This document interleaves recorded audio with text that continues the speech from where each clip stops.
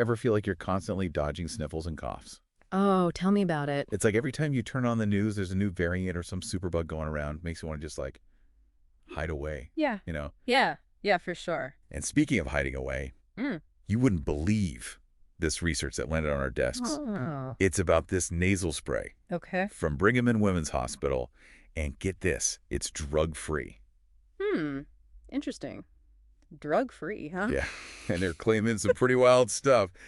But before we get ahead of ourselves, let's lay it all out there. Sounds good. I'm all ears. So today's deep dive, we're digging into two main sources. All right. First up, we've got that attention-grabbing press release straight from Brigham and Women's Hospital. Makes sense they want to get the word out. Exactly. But as always, we like to go deeper here. So we're also looking at the actual scientific article published in Advanced Materials. Gotta love that peer-reviewed goodness. Absolutely. Important to separate the hype from the actual science, right? 100%. And let me tell you, that press release, well, it wasn't shy on the bold claims. Oh, really? Like what? They're saying this spray could be huge, not just for the common cold or the flu. They're talking about preventing future pandemics even. Wow. That's a pretty bold statement to make, especially if it's drug-free, like you said. Right. That's what caught my eye, too. So the question is, how could something drug-free pack that kind of a punch? Yeah, that's the million-dollar question. I Yeah. mean, what's the science behind all this? What makes them think it could actually work? Well, according to the research, it all comes down to this ingenious, multi-pronged defense system. Multi-pronged, huh? I'm intrigued. Like a microscopic security system for your nose. You got it. And trust me, when they get into the details, it's pretty wild. So it's like, okay, picture this, right? You breathe in, and there are all these microscopic droplets in the air, some of them with like a little stowaway virus or bacteria, just itching to wreak havoc. Right. But this spray changes the game. It basically enhances what they call your wettability. Mobility. Yeah, basically it means it makes the inside of your nose extra sticky. Oh, I see. So it's like flypaper for germs. Exactly. So instead of those droplets just bouncing around in there, they get snagged, trapped by the lining of your nasal passages. Clever. I like it. Right. And it gets even cooler. Yeah. They actually tested this using, get this, a 3D printed replica of a human nose. Wait, seriously, they 3D printed a nose? No, I'm serious. They printed a nose and they coated it with the spray. And guess what? It captured way more of those droplets than just a plain old mucus coating. Wow. Okay, so that's impressive, but the droplets are trapped. Now what? Okay, so that's where the real genius comes in. Remember how they were geeking out about that polymer, was it called Gelin? Gelin, yeah, it rang a bell. They did seem pretty excited about that. Well, there's a good reason. So Gelin is like the key to this whole thing. Okay. Once you spray it in your nose, it creates this gel-like matrix, almost like a microscopic wall. And that wall is what stops those trapped viruses and bacteria from reaching the cells in your nose. Uh-huh. So it's like, sorry, germs, you're not on the list. No entry for you. Exactly.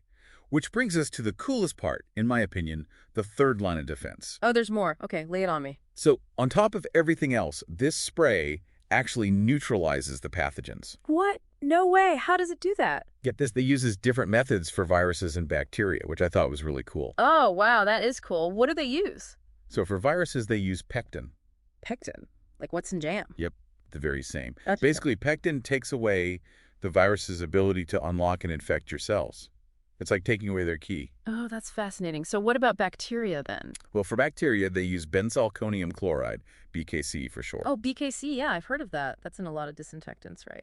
Exactly. So it's like, you've got the trap, you've got the wall, and then you've got the bouncer Yeah. to really show those germs who's boss. I love that analogy, but this almost sounds too good to be true. I mean, compared to what we have now, vaccines, masks, this seems like a whole different ballgame. Well, that's the thing. While the research is super promising, it's still early days, right? Right. These studies were all done in a lab setting, not on actual humans yet. So we can't ditch our masks and hand sanitizer just yet, but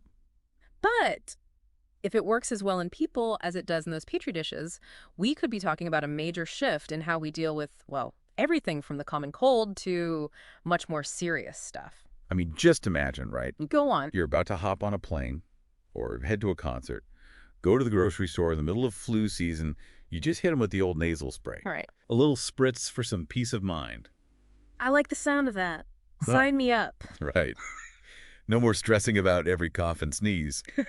But okay, you mentioned earlier, there are still some big questions, right? Like, This all sounds great in theory, but how does this actually play out in the real world? Exactly, exactly. And that's the thing. We need to see how this spray works in people, not just in a lab, you know? Yeah, humans, we're a messy bunch. We are. We're basically walking, talking petri dishes when you think about it. Sadly, that's one way to put it. Yeah. So, okay, what are the big questions they still need to figure out? Well, one of the big ones is how long does the protection actually last? Right, because they said something about 8 hours in the mouse studies.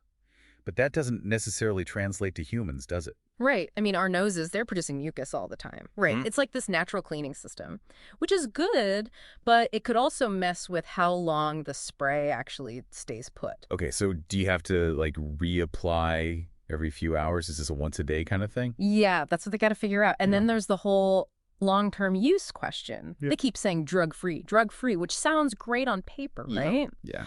But what happens if you're using this, day in, day out for months, for years? Are there any weird side effects that pop up down the line? It makes you wonder. It does. And then there's the whole issue of different strains of these viruses and bacteria, right? They're constantly But evolving. outsmarting us at every turn. Exactly. So will it be effective against all of them, or will they start to develop resistance? These are things we need to know. Yeah, it's like a constant arms race, isn't it? It really is. And, another big question this raises is, how would this change our behavior? Right. Ooh, that's a good one. Yeah, if we have this magic nasal spray, would we still wear masks? Would we forget about washing our hands all the time? I mean, would it, change those other preventative measures that are so important? Right. It's almost like, could it make people less cautious? Exactly. It's Yeah. like, oh, I've got my spray. I'm invincible. And then you're like, licking doorknobs. Okay, but on a more serious note, you did mention earlier about the allergy thing, right? Oh, yeah. Don't even get me started on the allergies. That little tidbit in the press release Yeah. about the potential for this to help with allergies. I mean, come on, that's huge. Yeah, no, right? Imagine a world without, sniffling and sneezing every spring. Sign me up. But again, it's still early days. We need more research, more data. Absolutely. This is not a go out and try this at home situation. Yeah, definitely not medical advice.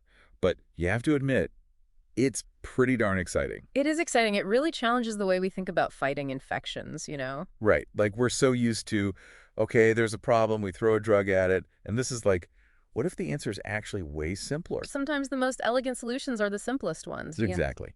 Well, on that note, I think we've given everyone a lot to chew on today. A lot of food for thought and maybe a little hope for the future, too. Absolutely. Who knows what other amazing discoveries might be just around the corner, right? Right. What other simple solutions are out there waiting to be uncovered? It's all about staying curious and asking those questions. Yeah. That's what we're all about here on The Deep Dive. Yeah, keep those brains buzzing, everybody. Until next time.